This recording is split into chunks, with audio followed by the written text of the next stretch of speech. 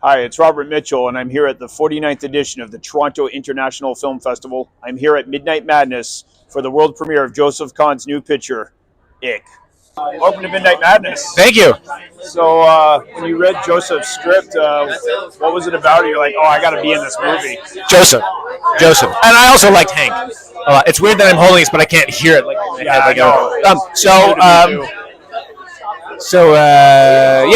Mostly Joseph and his body of work, because I'm not a horror genre fan. But I did like this. This movie did appeal to me because of the humor, and I could see that I could bring more stuff to it, and also the family aspect that's involved.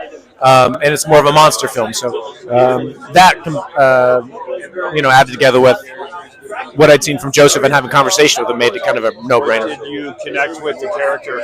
How did you? I connected to Hank's journey and the story and small town life. I'm from small town Iowa. Teacher, right? He's a science teacher. My mom's a teacher, but that's interesting, aspect of it. But I think it's just anytime you're on a pedestal and you're successful at something, and then you suddenly become not so successful, or something shifts. That's a hard thing to deal with in life. I've experienced that. Everyone's experienced that in some way, and so this was kind of a way to use some of that past history that I have, get a little raw with it, and have Hank kind of live it out. And so it's really kind of nice and cathartic in many ways. Yeah. What's when you look back on it now through the filming and that? What's one of your favorite memories of you all working together on this film?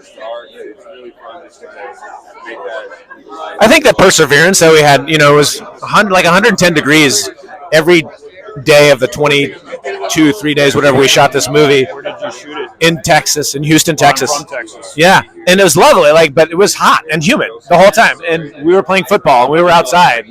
It was not, it was rough, but everybody, worked together, and because Joseph could see that he was worth it, in a way.